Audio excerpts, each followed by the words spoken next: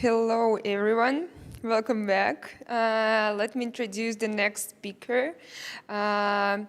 She is adorable. First of all, it's it's Neda Salmanpour, artist, architectural designer, just a very talented person, and she would present her point of view on the public art in a region, in a city in particular, from the perspective of artist itself, who took part in different, numerous amount of artistic projects, public art and festivals, and all other initiatives that we are going to explore in a minute. Applause. Your mic. You need to...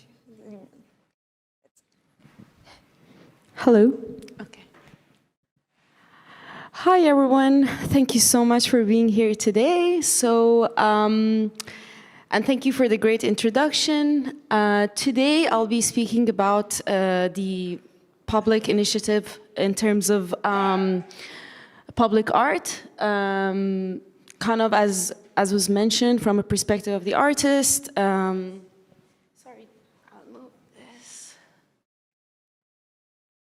Okay. So the Dubai Public Art is a multi-year initiative that it gives opportunity to artists that which are from the region and they want to design for the city. This year was the first year that this program was launched, and just to tell you why I am the person speaking about this program is that at the moment I'm working with Dubai Culture on 2 separate public art commissions that was part of this program basically.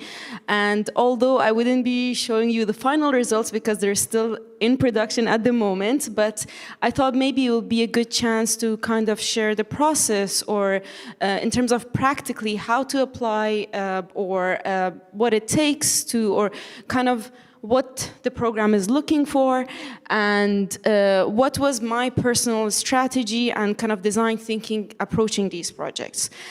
First of all, I would like to say, I think it's really an amazing opportunity that public art pieces that you can create for the city, they're created in a sense like an open call, so everybody can apply. You don't have to have any a particular requirement. Is just really about the work and really how kind of that context and the site is understood. And I think just this by itself, it's really amazing from Dubai Culture, and I think I personally really benefited from that because just really putting a lot of effort into understanding the piece and putting a really a strong proposal together, you do get the chance to create an art piece for the city that so many people get to experience and really interact with, which I think it's just a great privilege, to be honest. Just a little bit about me. I know the previous speakers are all very well known. Thank you so much for the great presentation. But just to give a little bit of a context in terms of where my design thinking or where my ideas are coming from. So I'm an architect and product designer, but also an artist. So I studied in University of Sharjah, and at the moment I practice across architecture, specialized design, and product design. So I just put a few images together just to showcase. For example, we have the Sandscape collection, which is in collaboration with InLoco, and which is sand created sculptures.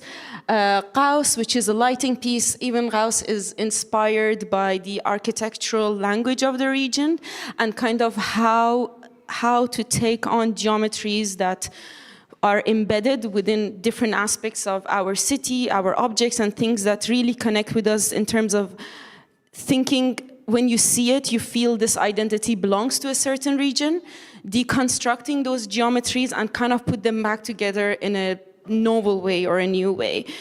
So the items still feel contemporary, they feel fresh and new, but when you look at them, you feel, this is Middle Eastern, or that's the goal.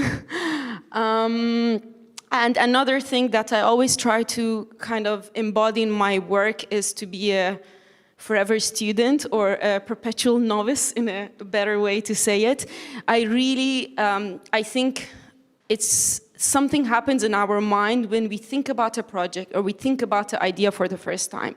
When we don't have a certain thought process, like a preconceived thought process, whether it's a new material or it's a new space or working with a new collaborator. And I think there is a magic that happens there because your mind has not decided how it has analyzed this new situation yet. And that's where I think interesting things happen, beautiful things get created. And that's why even within my body of work, there is a lot of different, I mean, they're all under the design umbrella, but they're different scales, because I think it's about that problem solving rather than being very in terms of just sticking to a certain scale of work. Yeah, so wanting to create for your city, I think, anybody who's, whether it's in design or art, I think having your work exhibited and being part of the public space, it's just absolutely amazing, because I mean, even if as an architect you're designing a building, that building is still kind of gated. Not everybody, even if it's a public building, not everybody goes into that building all the time. So there's always that layer of separation. Versus if you're creating a public art, first of all, it's fun because it's still more on the artistic side, but also everybody in the city gets to experience it. And I think that's just amazing. And people from different backgrounds, different ages, different countries, and which also kind of makes the responsibility a little bit more in terms of thinking, what can I create that could resonate with so many different people in a good way, hopefully. So to tell you a little bit about the process in terms of these public arts commissions, so usually there is an open call that it's been put out by Dubai Culture. Sometimes it's in collaboration with organizations that they carry out the kind of like they guide the project a little bit, and usually there is a site that's given, whether which part of the city it is from. So that's really good because, of course, public arts, as we know, it has to be site-specific and respond to the context that it has. And usually there is a curational prompt that's attached to these public arts commissions, because in a way, I think that's also really great, but it kind of gives you a place to start or place to think or a direction to start from. So the artwork is not just a pure form of your self-expression only, but there is more to it. There is the vision of the city, there is the vision of Dubai Culture in terms of what they think possibly could resonate, but still leaving your hands open to really play with the idea and really do what you feel that still really resonates. And then there is I call it the thought translation process, all the ideas that you have, all the things you want to do, and how that goes from something in your head onto the proposal in the PDF and then becomes a reality, and as well as the materialization of the piece. Now, I mean, I think one practical aspect to think about this in terms of materialization, because even our city in terms of how to create buildings, there are different zones. Like there are zones that are under Dubai municipality, there are zones that are under certain developers, and each one of these zones, sometimes they have different laws and different regulations. So when you're designing for the city, I think it's important to kind of have those like practicalities in the back of the mind as well. So it's not just about the artistic expression, kind of what are your limitations, so you don't go too much into the romanticization of the idea and okay, if here's next to the water, I cannot dig too much, and all those other aspects which later on might modify your design.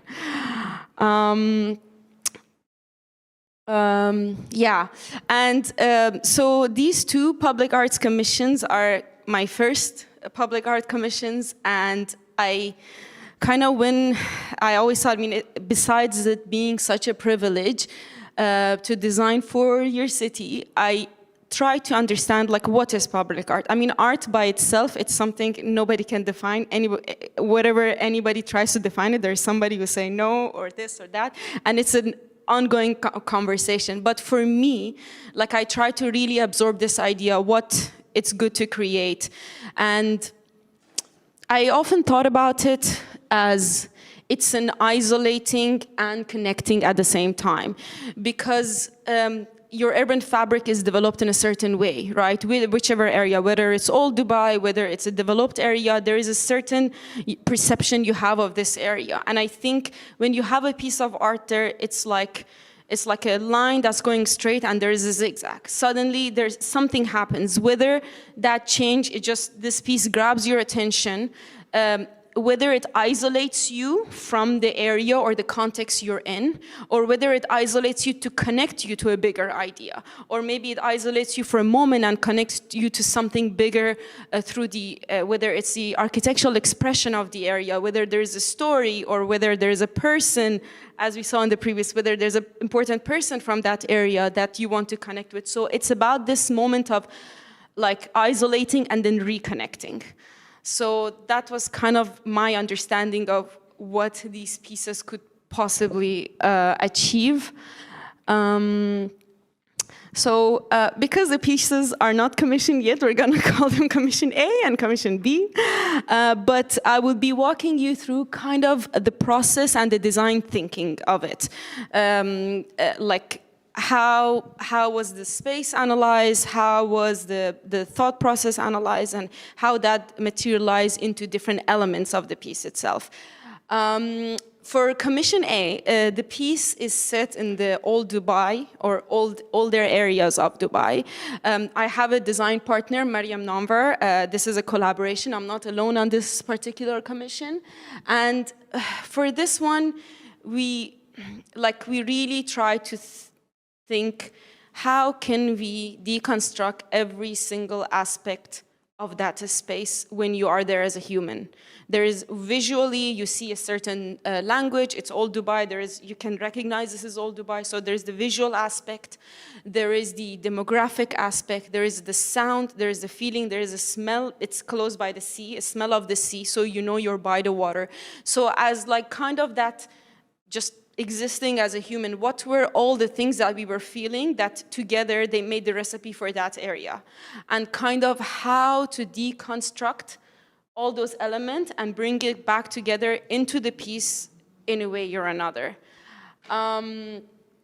which I will delve into. And then we have the second commission, which perhaps I'll speak about it once we reach that slide. Yeah, so just delving into a few details and design approach and thinking about this commission.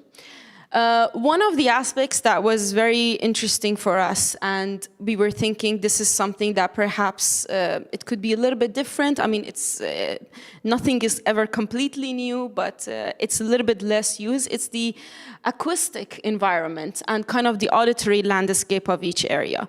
So we were thinking, how could we create something that kind of connects to this concept? Because, you know, when you're in City Walk, you know, it sounds like City Walk. When you're next to Sheikh Zayed Road, you know you're next to Sheikh Zayed, or you know at least you're next to a highway. So these are all really qualities of a space that it really makes you feel, like kind of pinpoints a location, but as designers or artists, I don't know, I'll speak for myself. As a designer, usually we tend to draw more upon the visual features rather than auditory or tactility or smell, because also they're a little bit more difficult to grasp, I would say, at least for me. So this was one of the things that we really focused on, especially the area that was given to us, kind of what are the auditory landscape of it, whether it's based on the timeline, based on time of year. What we noticed, there was a lot of, there's patterns of repetition, like people walking, there's patterns of repetition, there's the sounds of the prayer, or whether there are abras passing by, and then trying to think, what are the qualities inherent within these sounds, and how can we bring that back into physicality and reproduce the sound in another way, but also in a way to not disturb the area. So these were one of aspects. Another aspects that we really wanted to delve into was I'm a biased, so architect, so really trying to see what are the architectural features. Now, whether that's in terms of urban planning, the way the blocks are together, whether you have wind corridors within certain areas, how could we use this? How could we utilize this? Whether it's the way that the architectural features interact with the sun throughout the year, the way the sun passes, and if you go to, for example, Fahidi area, the way the sun is every time, if you take the same photograph different times of a year, it's going to be different because of the way all these mashrabiyas and the suns interact. So this is a lovely quality that makes you feel the piece. What time of year were you there? And it makes it feel a little bit different. And even very simple geometrical motifs that you find in doors or windows or different elements, kind of really studying everything, grabbing everything, and trying to extract geometries and shapes out of it. Whether that's the overall. So you can see at the bottom there are very zoomed in sketches of the piece itself, but that's not the overall piece, but kind of really disregarding scale and looking at things in a mathematical way. That could be a door handle, and maybe the geometry could turn into a structure. So something really small, and you're flipping it and turning into structure of the piece. Or the way the urban alleys or alleyways are, and turning that into, again, in a structural element. Although that's in urban planning, I don't know, maybe this is frowned upon, but I think it's interesting to kind of extract different elements, mix it up, put it together in a new cohesive way. So when you look at it, you feel, it feels like it belongs here, but you can't really pinpoint what was taken from where, because there's a lot of shuffling happening. As well as beautiful geometrical patterns that are there, whether they're window coverings or whether they are roof structures with perforated parapets. And how these were translated and brought back into the piece. Okay, and then most important, I think, aspect is the feeling of the space. When you're in that area, which the piece will be, you can see a lot of people engage with the water body. Everybody is just looking at the water. A lot of them, after a work day, they just come, and it's so refreshing. No one's on their phone. They're just looking at the creek. And this emotion, this feeling of calm, remembering the first time that visited the site, I was running, very excited, I want to do this commission, want to put a strong proposal together, and just going there, and everybody is very relaxed and looking at the water and thinking this emotion, whatever this feeling is, I want to capture this feeling, and how to bring that back into a sculpture. Now, whether and it's all different elements. It's that glistening sun rays on the water that keeps playing with you. It's very mesmerizing. It's almost like it's almost like therapy. And whether the sunset is playing with the patterns, and also again, we all know that history, the strong connection to peril diving. So all these things that come to back of your mind, all the things you've heard. And so I have put a very small, a test piece of the piece that will be inaugurated, which is that second image and the other image, and kind of really, so hopefully you can see these panels are context responsive. They move with the wind. Very lightly, and they make a very soft butterfly like sound, but with metal. So it's almost like a very soft sound, let's put it that way. So placing this sculpture in urban areas which you have wind corridors, helping to really activate the piece based on the climate, and also that kind of playing with that idea of the patterns and the shadows, again going back to the architectural language and the geometries that are inherent within that cultural context, and Also in the way that, especially with the sun and the water, kind of thinking each one of these triangles are like a molecule of water. So when the wind hits, it's kind of like moving. So you have this architectural, metallic, pixelated image that's reflective of the water there, and kind of makes you look at it, engage in it, the same way that first time that we went to site and kind of saw the people engaging with the water, and but in a very calm and subtle way. The sound and the visual, it's there for you to see. Sometimes you have to wait a little bit. If there's no wind, the sculpture stays quiet, but if there is wind, it speaks to you. So that kind of also not being fully accessible at all times. If you're lucky on a windy day, you get to see more. So I think that kind of also brings a bit of personality to the piece itself. Like, it's not just there to be seen. It can speak by itself by interacting with its environment as well. I'm really sorry that I couldn't show more, but once the piece comes to life, hopefully it will be all over online and you guys can see it. So there is the second piece, which I can speak about it a little bit more openly. So this piece, it's part of the, so Dubai Culture had this amazing festival of calligraphy biennale in the past October, bringing artists together from everywhere, and so many different exhibitions, contemporary approach to calligraphy, graphic design, sculptures, like it was just amazing. I can't even list all the things that were there.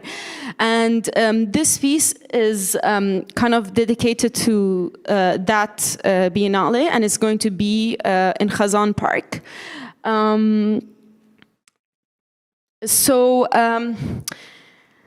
Just to kind of tell you a little bit about the process of this particular piece. So I was approached to propose a public art for this, as part of this Biennale.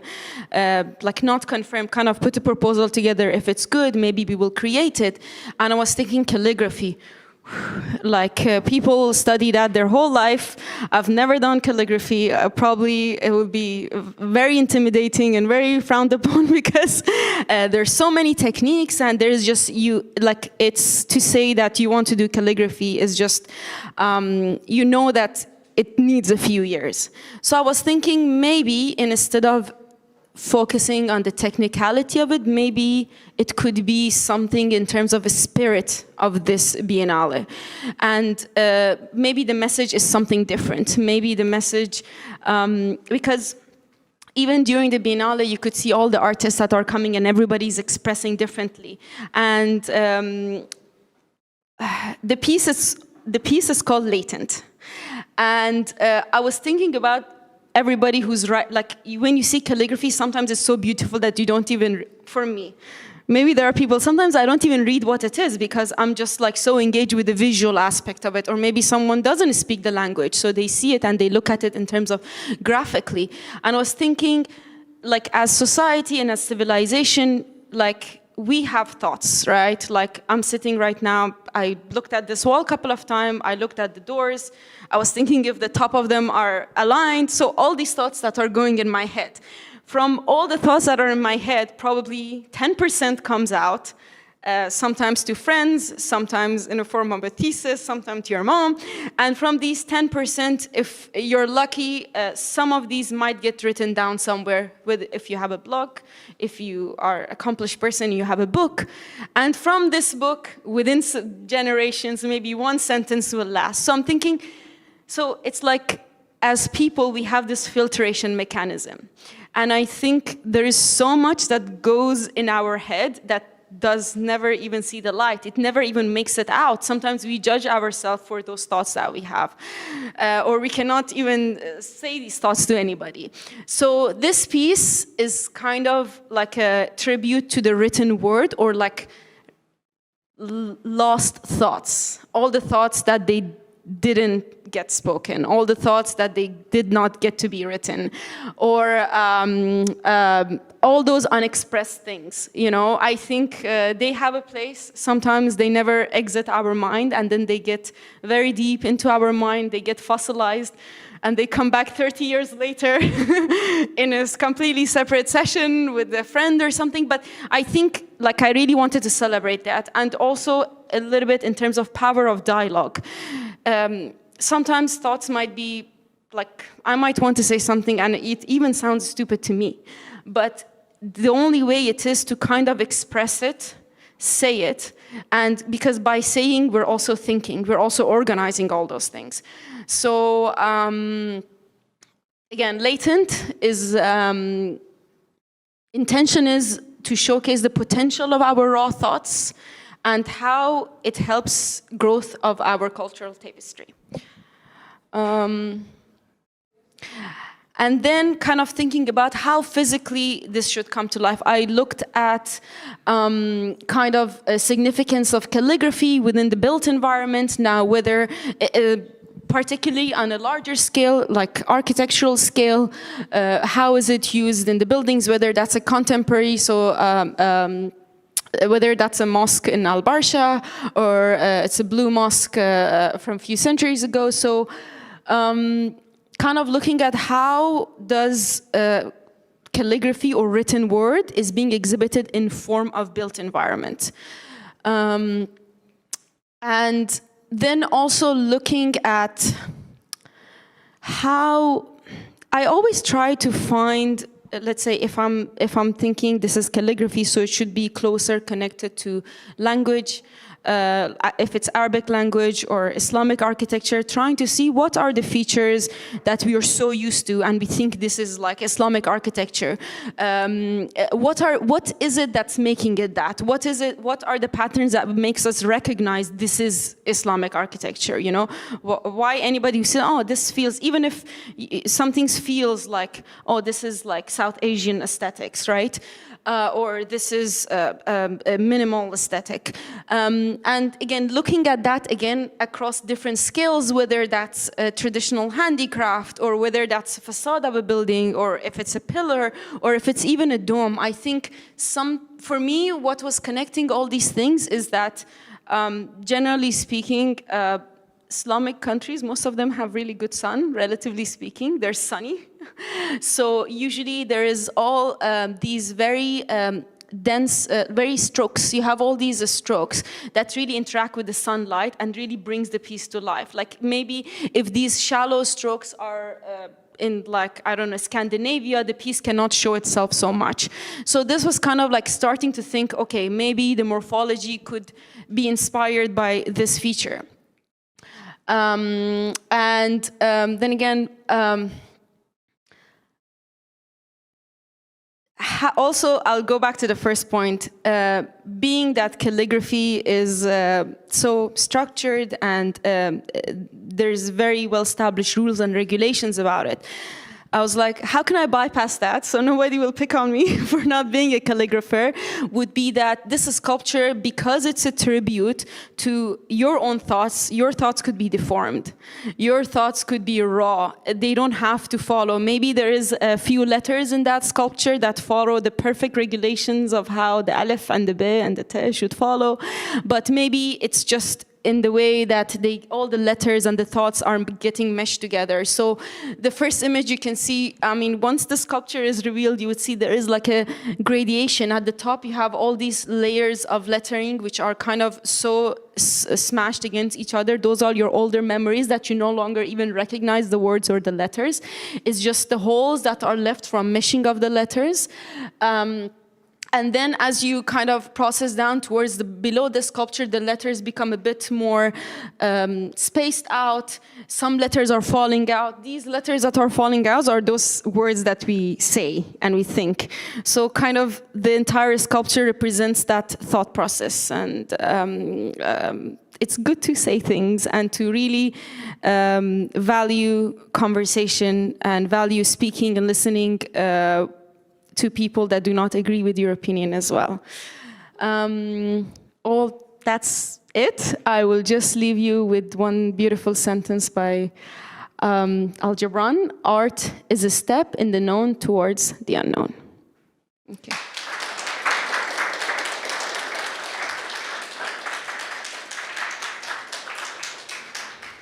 Thank you so much for your talk. I think it was like inspiring. That's the right word to describe it.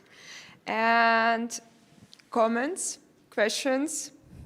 ideas to share, or maybe to ask about how to make such beautiful art pieces and apply it to open calls. When are we going to see your works? Deliverables.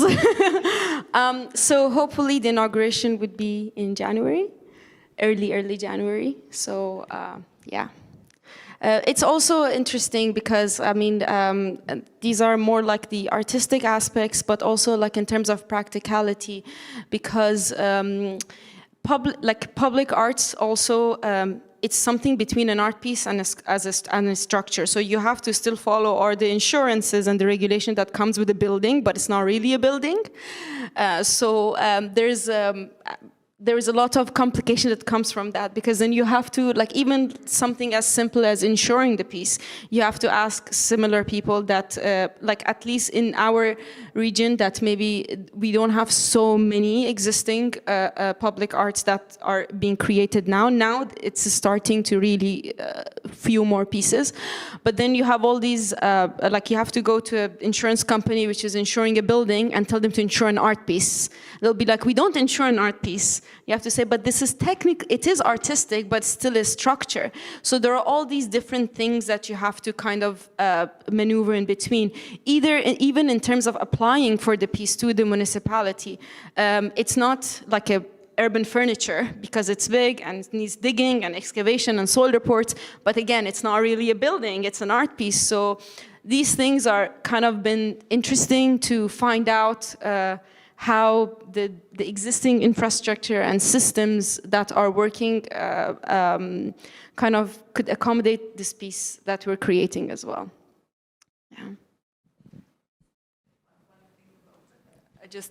Just one comment about insuring art pieces. I was talking to my friend who's created like a mural in his boxing school, and he was asking me, okay, can you recommend me someone who can insure it, because we want to add it to, let's say, our company assets, because it's a piece of art. And here I talked to several insurance companies, and they were like, what is there to insure? It's like something on the wall. I'm like, no, it's art. So yeah, I can understand that it's really might be an issue. Yeah.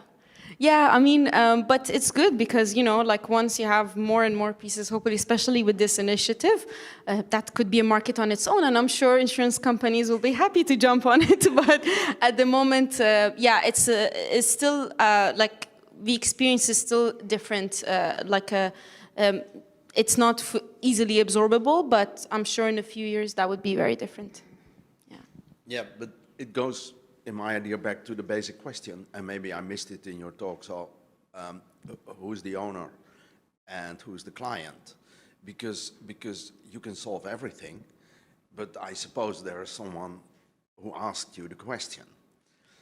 And I've always been the client, you know, I have always played the role of the client towards the artist. And I think the artist should say to the client, hey guy, listen, this has to be insured. And not to forget, it has to be maintained. Yes. Because you can make something, but if there is no maintenance plan and there is no way that when it has graffiti on it, it's cleaned, then it's also, so it's a lot of things that you have to take care of. And I would say that there are certain things that somebody else has to take care of instead of you. No, I mean, for sure. I mean, it's definitely like, it's been very collaborative effort with all the institutions involved. However, sometimes kind of the infrastructure, like the existing infrastructure, like let's say if you want to apply for a permit into an area which is not a plot, how do you go that through the, like if you're designing a building, a residential building, you have the affection plan, title deed, all these things, you apply for this project through the municipality portal. But then this is like a slightly different, yeah, but I suppose any construction project has its challenges. I've never had any construction project that was very smooth. Every time there's a new project, I'm like, this time, it's going to be really good. The contractor is amazing, but there's always something that happens. But definitely, I think also another aspect in terms of this public art, and again, like you have anti-vandalism, all these different aspects, like how to really maintain it. Luckily, in the country here, we don't have vandalism as much. I don't think so, compared to maybe other countries, so that's really good. We don't have to use very super materials because there's a lot of things like maybe other countries, maybe just the piece has to be heavy so nobody can literally take it away. Maybe that's not a concern here, relatively speaking. So there are also a lot of things that are so much easier because of the safety and the security and all the different aspects. So yeah. Just one question. In terms of challenges, I was just thinking about how do you decide to choose the material which will be resistant to high temperature like we have here, geographic, climate things which is going over really in Yeah. summertime. So, I mean, in terms of material, we're using very simple materials, like simple architectural materials. For structure, it's stainless steel. For the panels, we were using aluminum panels. It's natural materials. We're just coating it. So we know aluminum doesn't rust. The paint is all marine grade. So these are the things, luckily, that we don't have to think about so much. There are set specifications for like architectural projects. We're just using those. For the sculpture, the calligraphy sculpture also, it's actually that's a new material which we had to test and really like leave it out in the sun for like 3 months prior to the project. It's printed sand, so it's a sand base, but it's mixed with like a strong adhesive. It's practically resin-based, so it almost behaved like an engineered piece of stone. Because if you want to kind of carve that piece by hand, first of all, it wouldn't be possible because you have a lot of openings at the back that's just not accessible by, even with a robot, you could not approach. So this method allows us to kind of really go crazy with the shapes, but we know it's durable because it's just like a big block of engineered stone that hopefully it's gonna be there for many, many years. Yeah, but we had the material tested in the lab as well in terms of what's the crushing power and all those things, and left it out in the sun for quite some time. So hopefully it should perform well. Well, first of all, the whole things look really, really interesting, and I look forward to see them in reality.